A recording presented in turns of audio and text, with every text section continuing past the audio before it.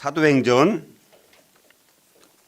13장 4절에서 12절을 같이 우리 읽겠습니다. 사도행전 13장 4절에서 12절, 드디어 이제 선교를 떠나는 장면입니다. 굉장히 정말 역사적인 사건인데요.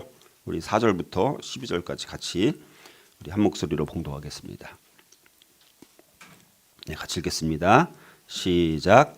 두 사람이 성령의 보내심을 받아 실루기아에 내려가 거기서 배 타고 구브로에 가서 살라미에 이르러 하나님의 말씀을 유대인의 여러 회당에서 전할세 요한을 수행원으로 두었더라.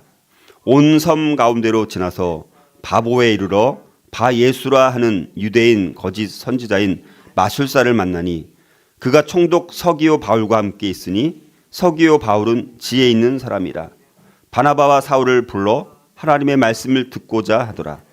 이 마술사 엘루마는 이 이름을 번역하면 마술사라. 그들을 대적하여 총독으로 믿지 못하게 힘쓰니 바울이라고 하는 사울이 성령이 충만하여 그를 주목하고 이르되 모든 거짓과 악행이 가득한 자요 마귀의 자식이요 모든 의의 원수요 주의 바른 길을 굽게 하기를 그치지 아니하겠느냐. 보라, 이제 주의 손이 내 위에 있으니 내가 맹인이 되어 얼마 동안 해를 보지 못하리라 하니 즉시 안개와 어둠이 그를 덮어 인도할 사람을 두루 구하는지라. 이에 총독이 그렇게 된 것을 보고 믿으며 주의 가르치심을 놀랍게 여기니라. 아멘.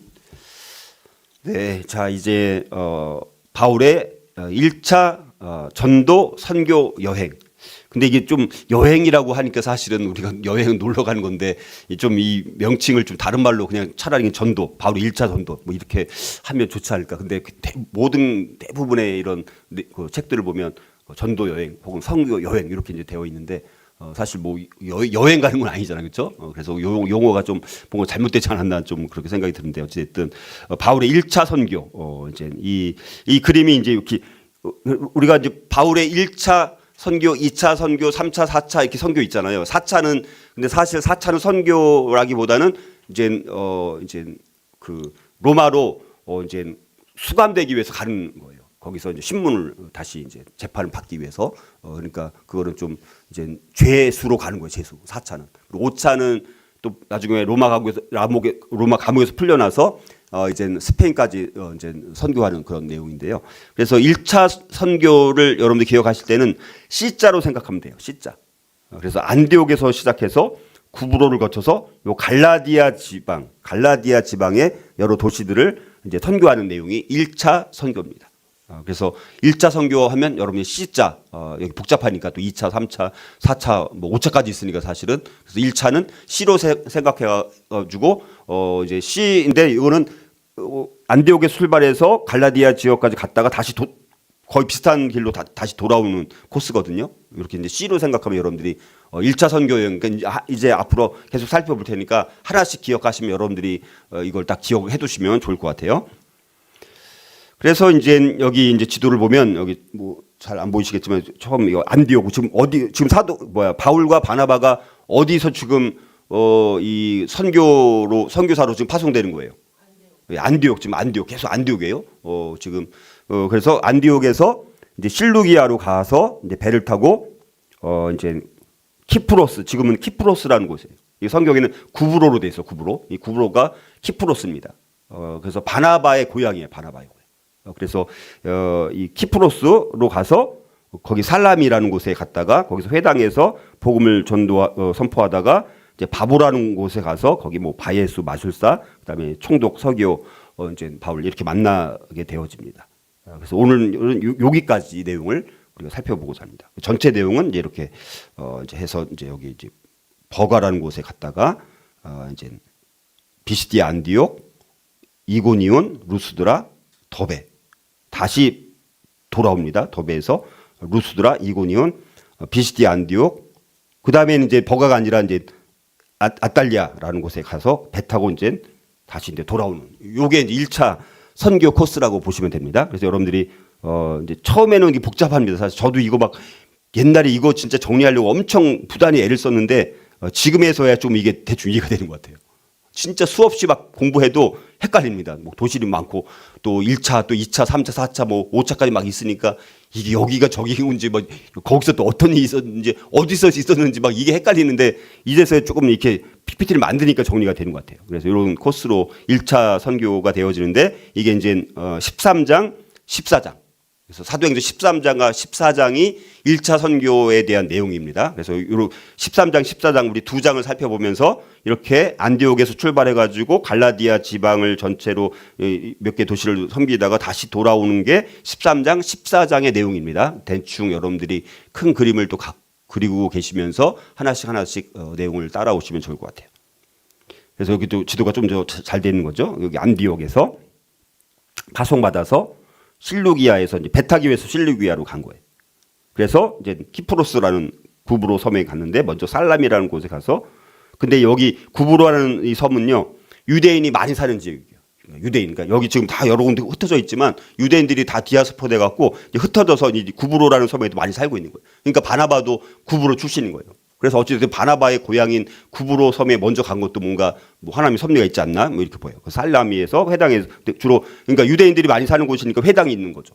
거기서 이제 복음을 선포하는 거예요. 그리고 이제 바보라는 곳에 가서 거기가 이제 총독이 살고 있는 거예요. 이 총독이라는 것은 로마 총독이에요. 왜냐하면 이 당시가 다 이 지역이 다 로마 제국의 다 속국인 거예요. 다. 그러니까 거기에 이제 총독을 파송해 갖고 그 섬을 다스리게 만드는 거죠. 근데 그 사람이 서기오 이제 바울이라는 사람이고 이름이 또 바울이랑 비슷하네요. 자, 그래서 이제 바보에서 이제 여기서 이제 그 바예수라는 또 이 마술사가 또 이 총독이 믿으면 자기가 또 이제 이 명예와 권력을 잃을까봐 또 거기서 막 방해하고 그래서 또 영적 대결을 해갖고 사도 바울이 이제 이 바예수를 이제 물리치고 이제 맹인이 되게 만드는 이런 사건이 진행되는 거예요. 그래서 오늘 이제 거기까지만 이제 보는 겁니다. 그래서 오늘은 그래서 초대교회 이야기 59번을 우리가 살펴보는 것입니다. 그래서 구브로 섬, 키프로스 이 섬에서 사역입니다. 여기서 선교. 그래서 바예수와의 이제 영적 격돌, 영적 대결을 하는 아주 중요한 장면입니다. 그래서 안디옥에서 이제 실루기아, 그다음에 키프로스라는 그 섬 바운더리 안에서 이제 살람이라는 곳에 먼저 갔다가 그다음에 구브로에 있는 바보로 이제 가는 장면까지가 오늘 이제 12절까지 내용입니다. 자, 그래서 이 구브로라는 섬에서 어떤 사역이 있었는지, 어떤 선교가 있었는지, 어떤 일이 있었는지를 우리가 한번 살펴보면서 자, 그래서 이렇게 근데 이제 우리가 5절에 가서 이제 5절에 가면 요한을 수행원으로 두었다. 요한이 이제 마가를 말하는 거예요. 근데 이제 이 요한은 사실 안디옥 교회에서 출발할 때부터 같이 동행했다라고 보시면 돼요. 근데 뭐 어떤 자료는 또 이상하게 나와 있는 것도 있는 것 같은데 이 마가 요한 우리가 마가 다락방에서 기도하면서 뭐 베드로도 풀려나고 이런 거 있었잖아요. 거기서 이제 바울이랑 이제 바나바가 부조 그죠 안디옥 교회에서 이제 부조 이제 그 기근이 일어나서 헌금을 거둬가지고 예루살렘 갔다가 거기서 이제 하고 거기서 이제 다시 안디옥에 돌아올 때 요한을 데리고 가거든요 안디옥에. 그래서 출발할 때는 세 명이 같이 출발했다고 볼 수 있습니다. 그래서 마가 요한이 이제 1차 선교 때는 합류하다가 물론 이제 끝까지 같이 동행을 못합니다. 버가라는 곳에 갔다 거기서 이제 아마 힘들어서 처음 이게 선교하다 보니까 거기서 힘들어서 그냥 예루살렘으로 다시 돌아오거든요. 그래서 나중에 이제 그것 때문에 바울이랑 바나바가 이제 나중에 2차 선교 갈 때 거기서 이제 갈라서게 되거든요.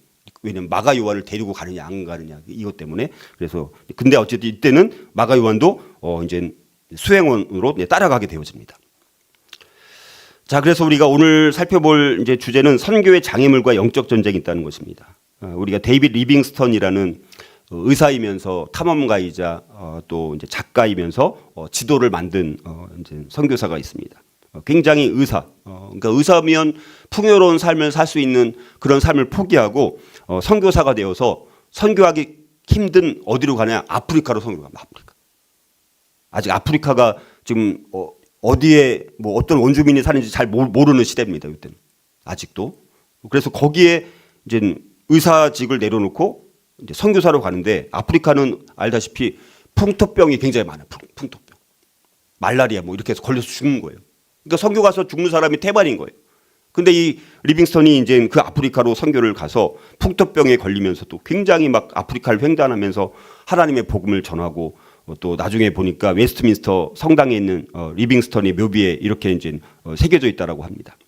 그의 생애 30년은 리빙스턴을 말하는 거예요. 그의 생애 30년은 토착민들에게 아프리카 토착민들에게 복음을 전하기 위한 불효불굴의 사역과 발견되지 않은 비밀스러운 곳들을 탐험하고 중앙 아프리카의 파괴적인 노예 무역을 폐지하려는 노력에 쓰임받은 인생이다. 이렇게 이제 기록되어 있습니다. 그러니까 아프리카 전도에 힘썼던 리빙스턴은요, 고난이 따르지 않는 선교란 없다. 이렇게 이제 고백을 하면서, 그래서 고난이 따르지 않는 전도란 차라리 나에게는 그림자 없는 인간과 같다라는 그런 말을 남기기도 했습니다.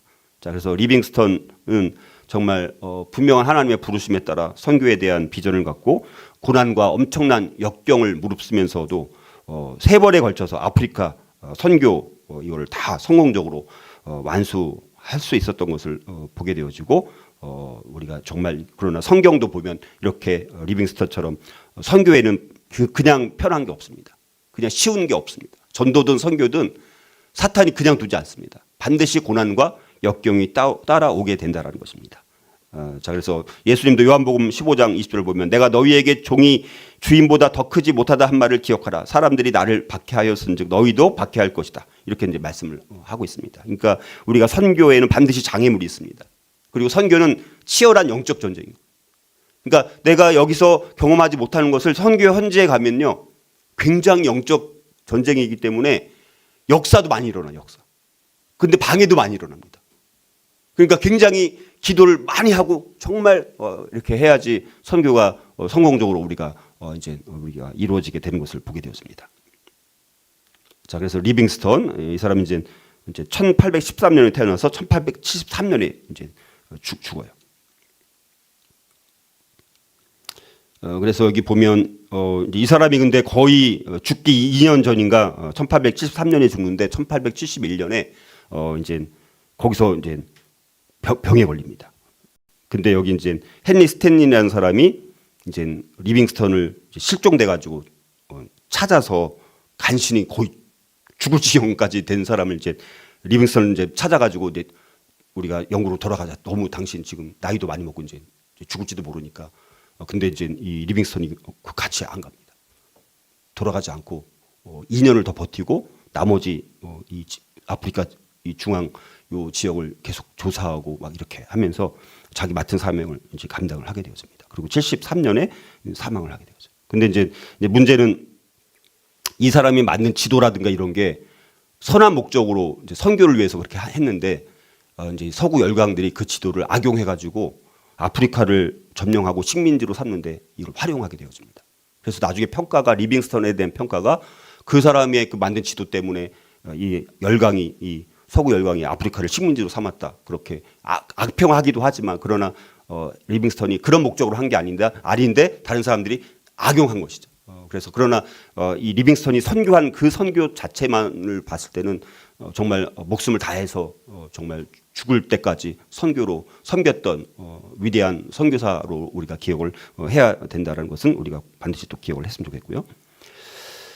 자, 그래서 이제 이 사도행전은 더 우리가 사도행전 이제 앞으로 이제 본격적으로 우리가 이제 묵상하게 될 텐데 복음을 전하는 이제 우리 그리스도인들은 좀 많은 고난, 많은 장애물을 겪을 수밖에 없다는 것을 기록을 하고 있는 것을 보게 되어지고 오늘 우리가 살펴본 말씀에서도 자, 복음을 위해서 특별히 부름받은 바나바와 이 사울이 이제 아직은 사울이라고 이름이 이제 불려져요. 바울인데 그래서 복음을 전하는 과정에서 마찬가지로 첫 번째 선교 그 과정으로부터 고난과 지금 영적 대결을 하는 어려운 상황에 직면하게 되어집니다. 자, 어찌됐든 우리가 지난번 살펴봤던 것처럼 성령의 음성에 순종해서 안디옥 교회가 이제 바나바와 바울을 선교사로 따로 이제 세워서 안수해서 파송하는 장면을 우리가 살펴봤었습니다. 사실은 이때까지만 해도 세계 선교 이런 개념조차 아직 없었을 때입니다. 어떻게 하다 보니까 성령의 인도하심에 따라 그냥 안수해서 선교사로 그냥 갑자기 파송된 거지. 우리가 바울과 바나바가 우리가 이제 세계 선교를 이제 완성하러 출발한다 이런 마음까지 없었을지도 몰라요. 근데 이렇게 작은 출발을 통해서 이제 세계 선교로 확장되어지는 엄청난 역사가 있게 되어진 것이죠. 어찌됐든 그 안디옥 교회 설립자나 마찬가지인 두 사람을 안디옥 교회가 성령의 부르심을 따라서 이 사람 두 사람을 이제 파송하는 장면은 정말 이 안디옥 교회가 얼마나 훌륭한 교회였는지를 우리가 이제 살펴봤었고요. 그래서 이 바나바와 이제 바울이 정말 하나님의 사명과 소명에 순종해서 이제 선교를 우리가 하게 되어지는데, 그러나 문제는 그 선교 과정 가운데서 많은 어려움, 고난을 겪고 대적자, 여기 바에서 같은 대적자를 만나게 되어지고 방해꾼, 회방꾼, 장애물 이런 걸 반드시 만날 수 있다라는 그 사실을 우리가 먼저 기억을 해야 됩니다. 그래서 우리가 선교의 장애물과 영적 전쟁이라는 이 제목 하에서 그러면 하나님의 사명과 소명에 따라 선교를 감당할 때 우리가 어떻게 감당해야 될까? 우리 네 가지로 우리 짧게 한번 묵상하도록 하겠습니다. 첫 번째는요, 지금 여기서 언제든지 하나님 말씀인 복음을 전할 수 있어야 돼요. 선교를 감당하기 위해서 첫 번째로 해야 되는 것은 지금 여기서 언제든지 하나님의 말씀인 복음을 전할 수 있어야 된다는 거예요. 자, 첫 번째 선교라는 이 사역에 하나님께서 이제 안디옥 교회에서 이제 바울과 이제 바나바를 하나님께서 선택해서 이들을 이제 보내주게 됐습니다. 자, 그리고 그 과정 속에서 아마 이제 바나바의 조카로도 알려져 있는 아까 요한 마가 이 사람도 같이 이제 동행하게 되어지는데, 그래서 이제 안디옥에서 파송받아서 이제 먼저 어디로 가냐? 실루기아라는 곳에 갑니다. 실루기아, 여기 안디옥 왼쪽 아래쪽에 있는 항구 도시죠. 그래서 그 항구 도시에서 근데 첫 번째로 선교지로 가는 것이 성령의 인도하심에 따라서 이제 구브로라는 키프로스라는 섬으로 이제 가게 되었습니다. 그래서 이제 그쪽 이제 바나바의 이제 고향 같은 구브로로 선교로 이제 출발을 하게 되었죠. 그래서 바울과 바나바가 안수를 받았지만 마가 요한도 이때부터 아마 동행하지 않았을까, 우리가 수행원으로 그렇게 이제 볼 수 있습니다.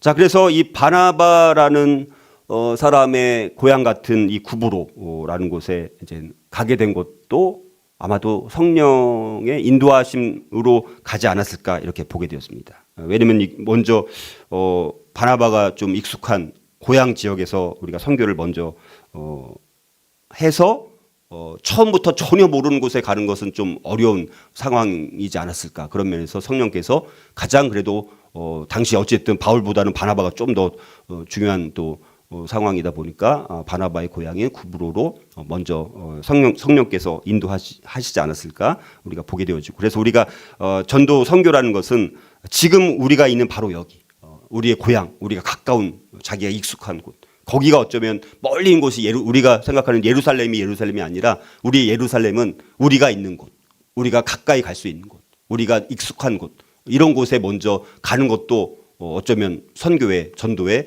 중요한 또 이제 출발점이 아닌가 이렇게 이제 우리가 돌아볼 수가 있고요. 그래서 어찌됐든 가장 가까운 이제 바나바의 고향 같은 이제 키프로스 구브로에 가게 되어지죠.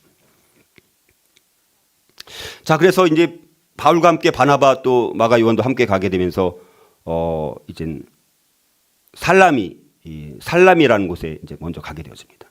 그래서 먼저 가까운 구브로의 이제 동쪽에 있는 살람이라는 곳에 이제 가게 되어져서 거기서 먼저 일단 바울은 아직 계속 이제 회당 중심으로 복음 선포를 이제 계속 하게 되어집니다. 그러니까 일단 회당으로 가는 거예요.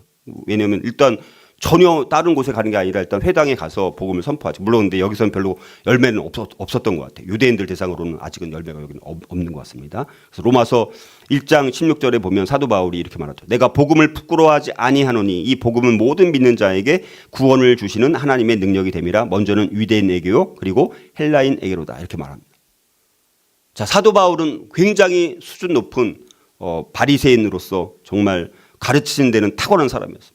그러니까 일단 바울이 중심이 돼서 일단 회당에 들어가서 복음을 증거했던 것으로 볼 수 있습니다. 그래서 바울은 그렇게 언제든지 자기 소명에 따라 사명에 따라 어디든지 보내주기만 하면 거기서 복음을 지금 여기서 언제든지 전할 수 있는 준비가 되어 있는, 무장되어 있었던 사람인 것을 우리가 보게 되면서 우리 성도들로서 우리가 복음을 증거한다라고 하면 우리가 이제 전도지를 나눠주고 이렇게 하고 우리는 하고 있지만 사실 믿지 않는 사람이나 아니면 믿었던 사람이든지 우리가 만났을 때 우리가 이제 복음을 좀 전할 수 있는 훈련은 좀 필요한 것 같아요, 사실은.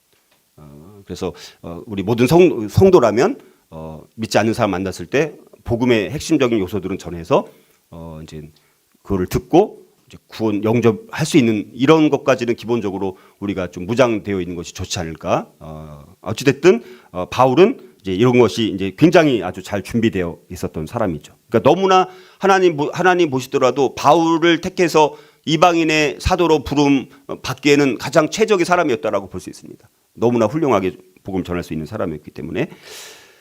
자, 이래서 우리가 어쨌든 지금 여기서 언제든지 하나님의 말씀이 복음을 전할 수 있는 준비가 우리한테 필요하다는 것을 우리가 한번 돌아보게 되어지고요.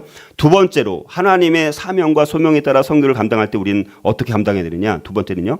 하나님의 부르심에 따른 선교 헌신과 팀 선교를 해야 됩니다.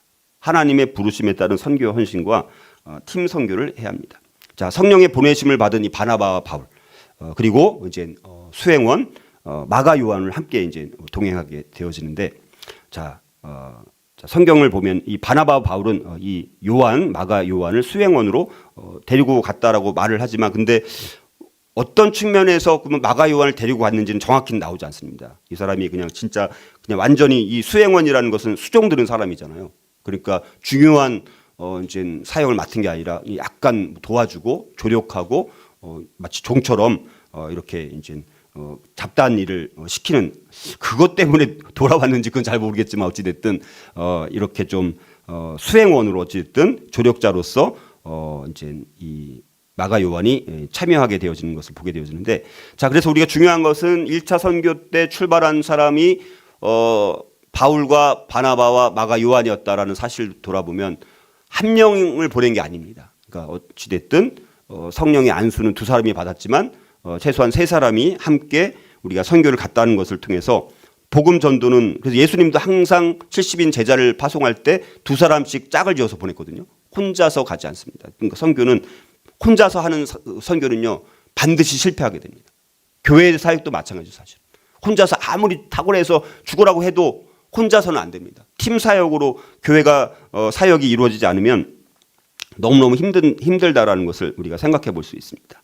자, 어찌됐든 우리가 이제 세 사람이 함께 또 조력하는 사람까지 이렇게 동원을 해서 우리가 선교 사역을 출발했던 것을 보게 되면서 우리가 반드시 교회 사역이든 선교 사역이든 전도 사역이든 우리가 함께 팀 사역을 해야 된다라는 것을 기억을 해야 되고요.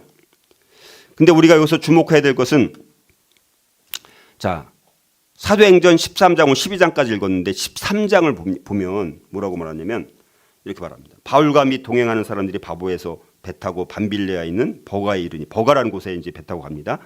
거기서 근데 문제가 뭡니까? 요한은 그들에게서 떠나 예루살렘으로 돌아갔다 이렇게 말합니다. 예루살렘으로 돌아갔어요. 떠났다라는 것은 그냥 버리고 그냥 간 거예요. 자, 그래서 아까 말씀드렸던 것처럼 마가가 이 첫 번째 선교에서 중간에 포기하는 바람에 나중에 2차 선교 때는 바울과 바나바가 갈라서면서 이제는 바울은 신라를 데리고 다시 2차 선교 가게 되어지고, 이제 바나바가 그래도 이제 조카 마가 요한을 데리고 다시 키프로스로 아마 또 갔을 것으로 이제 보여지는데, 거기서 이제 갈라져서 선교를 하게 되어지는데, 중요한 것은 우리가 이렇게 마찰의 원인이 되죠. 그래서 바나바와 사울은 분명히 우리가 지난번 살펴봤던 것처럼 두 사람에게 안수하여 보내니라. 그다음에 4절에도 오늘 보면 두 사람이 성령의 보내심을 받아 이렇게 이제 말씀하잖아요. 그러니까 바울과 바나바는 분명히 성령님에 의해서 특별히 선택되고 보냄받고 안수받고 이제 보냈다라는 것이 분명히 나와 있습니다. 근데 문제는 마가 요한은 그런 내용이 없어요.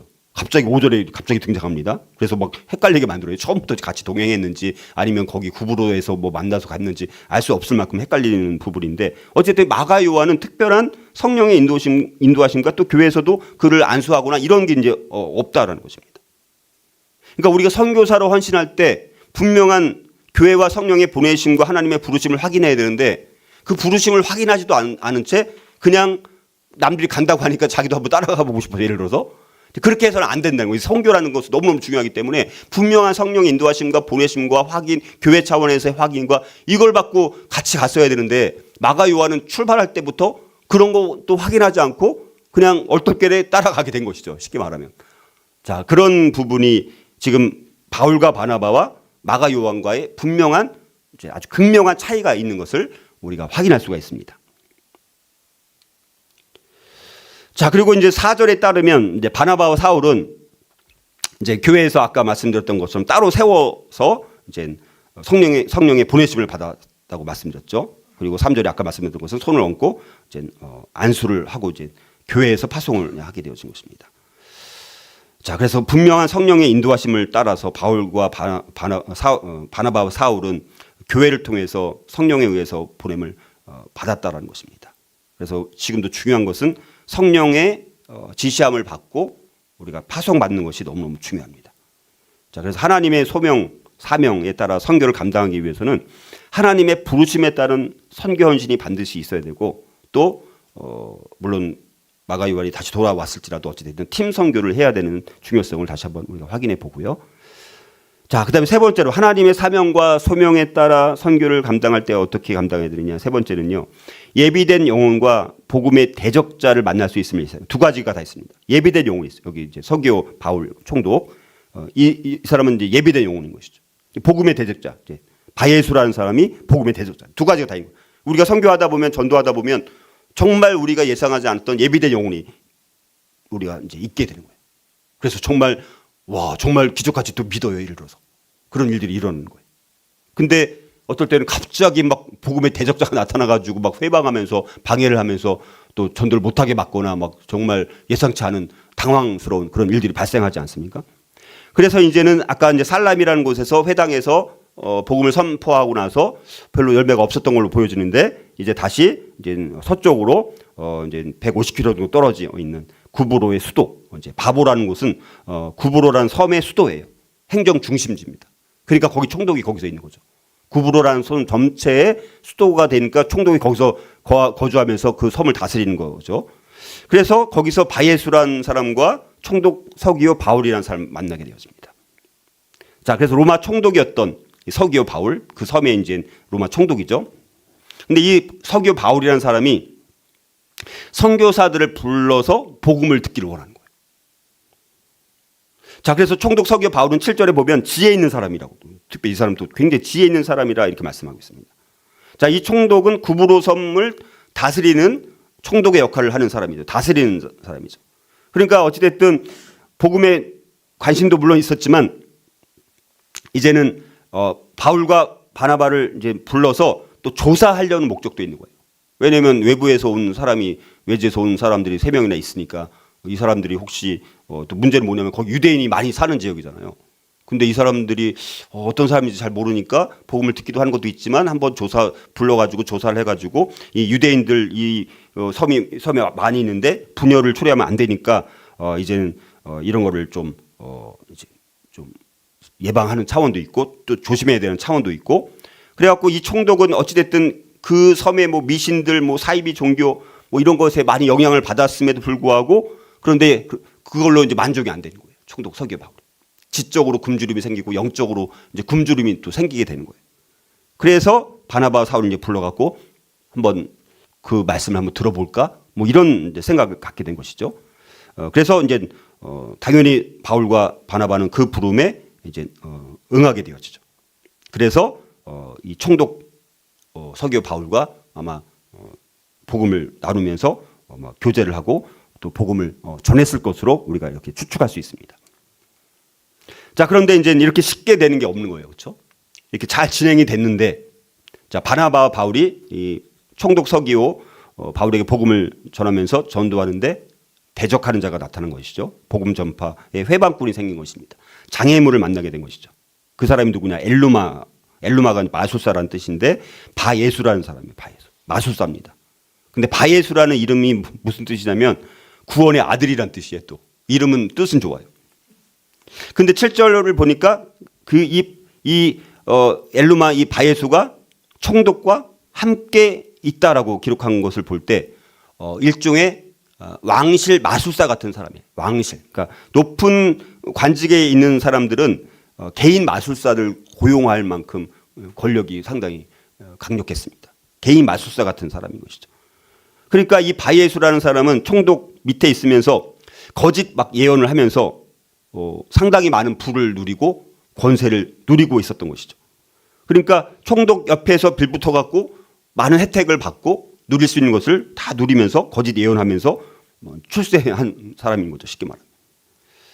자, 근데 이제 바나바와 바울이 갑자기 나타나가지고 뭐 하나님 나라를 뭐 전하고 복음을 전하고 막 그렇게 하니까 이 총독 서기오 바울이 이 사람이 바예수가 볼 때 내가 지금 옆에서 막 거짓 예언하고 막 그렇게 내가 출세하고 빌붙어서 뭐 얻어먹을 거 다 챙기고 그렇게 했는데 갑자기 바울과 바나바 그러니까 말도 너무 잘해요. 자기가 보니까 이거 잘못하면 이 총독이 저 바울과 바나바의 전하는 복음을 듣고 이제 자기는 믿으면 자기의 이제 그 권력과 명예와 부가 다 놓치지 않을까?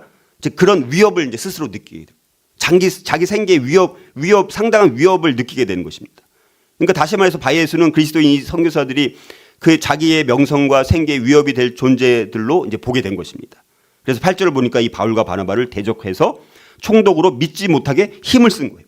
막 힘을 써가지고 못 믿도록 회방을 하고 방해를 한 것입니다.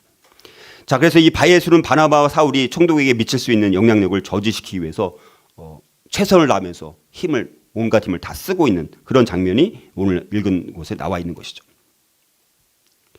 자, 그래서 이 바울이 말한 대로 이 바예수라는 사람은 구원의 아들이라, 자기 뜻은 원래 구원의 아들이라는 이름이지만 근데 이 사도 바울이 말하는 건 뭡니까? 구원의 아들이 아니라 마귀의 아들이다. 마귀의 아들이다. 그래서 종교를 빙자해서 사기꾼, 협작꾼이다. 의의 대적자다. 이렇게 이제 몰아붙이는 것이죠. 바울이.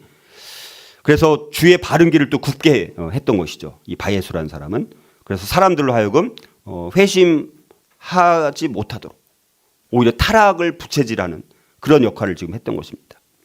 자, 그래서 우리가 교회 또 우리 그리스도인들이 하나님의 사명과 소명에 따라 선교를 감당할 때는 이렇게 오늘 두 가지 측면인 것입니다. 총독 서기오 바울처럼 정말 준비되고 예비된 영혼들이 분명히 있다는 것. 그러나 또 한편에서는 복음의 대적자와 방해꾼, 장애물을 언제든지 만날 수 있다는 것을 기본적으로 예상해야 된다는 것이죠. 적이 없는 전쟁은 없습니다. 전쟁은 반드시 적이 있는 거예요. 영적 전쟁이기 때문에 반드시 적이 있는 것이고 우리가 전도나 선교할 때 대적자들을 만나는 것은 오히려 이상한 것이 아니다. 그거는 언제든지 경험할 수 있는 일이라는 것을 전제로 해야지 우리가 당황하지 않고 거기서 우리가 바울처럼 담대하게 영적 대결을 하든지 해가지고 거기서 지혜롭게 우리가 그걸 이겨 나가야 되는 것이 필요하다라는 것을 우리가 여기서 살펴볼 수가 있습니다. 이것을 우리가 염두에 둘 때 우리가 어떤 상황에서든지 대적자를 만날 수 있기 때문에 대적자를 만날지라도 당황하지 말고 담대하게 우리가 영적 대결에서 우리가 이제 담대하게 대적을 물리칠 수 있는 영적인 믿음의 군사가 되는 것이 필요하다라는 것을 우리가 한번 생각해 볼 수가 있고요. 자, 그래서 이제 세 가지 살펴봤고 마지막 한 가지만 더 살펴보고 마치고자 합니다. 네 번째는요, 성령 충만함으로 담대하게 영적 전쟁을 감당해야 됩니다. 성령 충만함으로. 자, 이렇게 갑자기 막 회박하는 게 생겼어요. 당황해가지고 이거 안 되겠다. 그냥 딴 데로 가자. 여기 이 자리를 피하자. 도망가는 게 아니라 여기서 이제 성령 충만함으로 담대하게 영적 전쟁을 감당해야 된다는 것을 우리가 살펴볼 수 있습니다. 자, 그래서 사도 바울이 이렇게 복음의 방해꾼, 대적자, 이제 바예수의 여러 시도들 이런 것을 마귀에 의한 공격이다라고 이제 보게 된 것입니다. 그러니까 바울은 여기서 영적으로 잘 분별한 거예요. 빨리 캐치를 잘한 거예요. 여기서 밀리면 안 되겠다. 지금 총독 이 서기오 바울을 믿게 만들어야 되는데 이 회방꾼, 이 엘루마, 이 마술사, 이 사기꾼한테 여기서 밀리면 안 되잖아요, 그렇죠? 영적으로. 그래서 거기서 이제 성령 충만한 게 중요한 것입니다. 성령 충만하지 않으면 여기서 밀리게 돼요, 우리가. 왜 영적인 것이기 때문에 성령 충만하지 않으면 우리가 밀리게 돼 있습니다. 사람은요, 기도하지 않고 이런 성령 충만하지 않으면 그런 상황에 접하게 되면 거기서 이제 후퇴하게 됩니다. 근데 바울은 그렇지 않고 오히려 바 예수 이 엘루마를 정죄하고 담대하게 꺼리낌 없이 자 능력을 하나님께 받아서 이 일을 행하고 있는 것을 보게 됩니다. 성령의 권능으로 이제 이 일을 이제 감당하고 있는 것을 보게 됩니다. 그래서 성령 충만했기 때문에 이제 마술사를 주목하면서 이제 10절에 뭐라고 말합니까? 모든 거짓과 악행이 가득한 자요 구원의 아들이라고 말했는데 여기 뭐라고 말합니까? 마귀의 자식이요 모든 의의 원수라는 것을 바울은 바로 알아봤다는 거죠. 성령 충만하니까 그게 보이는 거예요. 이 마술사 모든 거짓과 악행이 가득한 자네, 마귀의 자식이네, 이름은 구원의 아들인데 보니까 마귀의 자식이네, 모든 의의 원수네, 이걸 알아봤다라는 것입니다. 이 박수무당과 같은 그 공격을 마귀의 공격이라는 걸로 인식을 하면서 구원의 자식이 아니라 마귀의 자식이다. 완전한 사기꾼이다. 선과 진리의 원수다. 자, 이런 거를 잘 캐치를 했다는 것입니다. 자, 그리고 바울은 또 담대히 그 다음에 뭐라고 말합니까? 11절의 앞부분 보니까 보라 이제 주의 손이 내 위에 있으니 너가 맹인이 되어 얼마 동안 해를 보지 못하리라. 이렇게 이제 이야기를 합니다. 그래서 바예수의 눈을 어둡게 만듭니다. 하나님의 권능으로, 성령의 권능으로. 그래서 이 바예수가 더 이상 장난치거나 회방하지 못하도록 완전히 제압해 버렸다라는 것이죠. 성령의 권능으로, 성령의 권능으로 했기 때문에 가능한 것입니다. 자, 그래가지고 또 뭐라고 말합니까? 그렇게 되니까 이제 11절에 보면 이제 뭐라고 말씀해요? 바예수를 덮어서 인도할 사람을 두루 구하게 되는 거예요. 눈이 멀어버린 거예요. 와, 그래서 여기서 이제 완전히 제압을 해버린 것입니다. 바울이 영적 대결에서 여기서 이제 강력하게 바울이 여기서 이제 승리를 거두게 되어지죠. 자, 그래서 우리가 이런 일들 이제 우리가 복음을 전하다 보면 반드시 마귀가 방해하는 모습이 있다라는 거예요. 그래서 우리가 이 영적 전쟁은 지금 계속해서 일어나고 있습니다. 제가 맨날 영적 전쟁 많이 강조하잖아요. 에베소서 6장 12절에도 보면 통치자들과 권세들과 이 어둠의 세상 주관자들과 하늘에 있는 악의 영들을 대적하는 영적 전쟁 지금도 계속되고 있다는 사실입니다. 창세기부터 마지막 요한계시록까지 하나님의 교회는 하나님의 사람들은 반드시 사탄과 치열한 영적 전쟁을 할 수밖에 없는 그 구조 가운데 우리가 살아가고 있다는 것입니다. 근데 우리가 지금 영적 전쟁의 한복판에 있음에도 불구하고 영적인 전쟁조차 인식하지 못한다면 그것은 너무나 사탄의 밥이 되는 것이죠. 그래서 베드로전서 5장 8절 9절처럼 근신하라 깨어라 너희 대적 마귀가 우는 사자같이 두루다니며 삼킬 자를 찾나니 너희는 믿음을 굳건하게 해서 그들을 대적하라 이렇게 말씀하신 것처럼 우리가 믿음의 선한 싸움을 싸울 수 있어야 된다는 사실들을 다시 한번 우리가 돌아볼 수 있어야 되고 우리는 치열한 영적 전쟁의 한복판에 있다라는 사실들을 기억하는 것이 너무너무 필요합니다. 자, 그래서 결론을 맺습니다. 자, 사도 바울이 이렇게 성령 충만함으로 담대하게 영적 전쟁을 감당하는 모습을 지금 누가 옆에서 본 겁니까? 총독이 본 거죠. 총독 서기오 바울이 이걸 보는 거예요. 자기 옆에서 맨날 거짓 예언하고 자기가 막 뭐 돈도 주고 막 이렇게 했는 이 바예수라는 인간이 지금 바울이 한 걸 옆에서 지켜보니까 상대가 안 되는 거예요. 완전히 제압해버리고 맹인이 되고 앞도 못 보는 그런 신세가 되는 모습들을 보고 거기서 영향을 받고 이제 뭐라고 하는 게 12절에 이에 총독이 그렇게 된 것을 보고 믿으며 주의 가르치심을 놀랍게 여겼다 이렇게 말합니다. 아주 깊은 감명을 받은 거예요.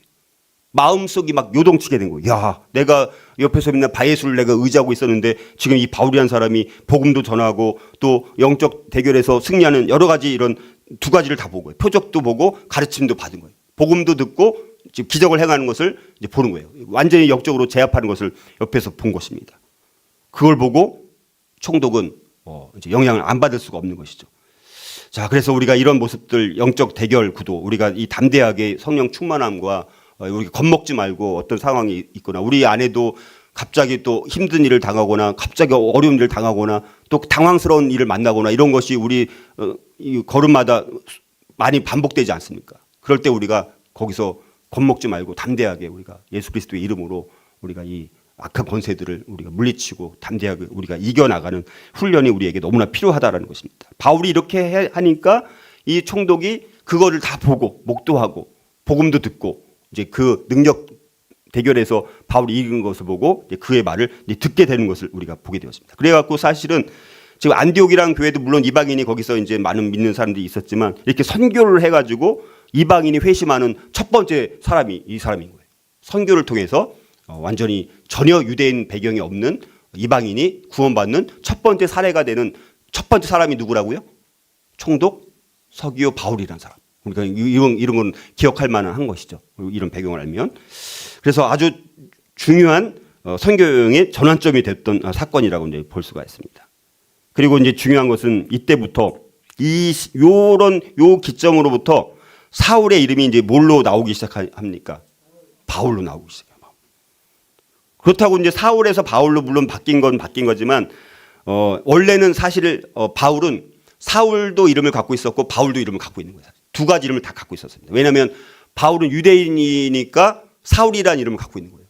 근데 또 로마 시민권을 갖고 있어요. 그러니까 바울이라는 이름을 갖고 있는 거예요. 두 가지 이름을 다 갖고 있는 거예요. 그러니까 성경에 보면 이게 이제 바울은 로마식 이름, 헬라식 이름이에요. 사울은 히브리식 이름이에요. 그러니까 히브리식 이름과 로마 헬라식 이름을 다 갖고 있었던 거예요. 그러나 이제는 바울이 이제는 유대인을 중심으로 선교하는 게 아니라 누구를 중심으로 선교를 하게 되었죠. 앞으로는 이방인들을 위해서 주로 선교가 이루어지잖아요. 그러니까 이방인들 입장에서는 이방인들은 그러면 그 사도 바울을 뭐라고 부릅니까? 로마식 헬라식 발음이니까 바울이라고 부르는 거죠. 유대인들은 사울이라고 부르는 거죠.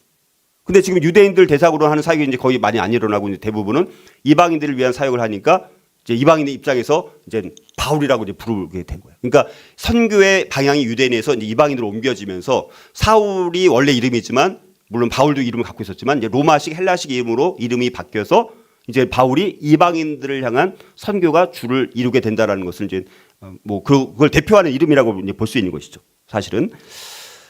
자, 그래서 우리가 이런 면에서 이제 이 바울의 전도 사역이 이제는 아주 중요한 변화가 이루어지고 전환점이 되어지고 이제 이방인들을 향한 본격적인 선교 사역이 진행된다는 것을 보여주고 있다는 것이죠. 그래서 정말 예수님을 빼고 이 전도 구원 사역에서 가장 대표적으로 가장 강력하게 쓰임받는 사람은 사도 바울인 거예요. 그 시작이 여기서 시작되고 있는 아주 중요한 역사적인 장면을 오늘 우리가 함께 묵상한 것입니다. 그래서 저와 여러분들도 우리가 오늘 말씀을 통해서 우리가 선교나 우리가 전도나 사역 가운데 반드시 장애물과 영적 전쟁이 있는데 이 네 가지를 묵상하고 우리가 영적 대결에서 승리하는 우리 교회 또 우리 모든 성도님 될 수 있기를 주님의 이름으로 축복합니다.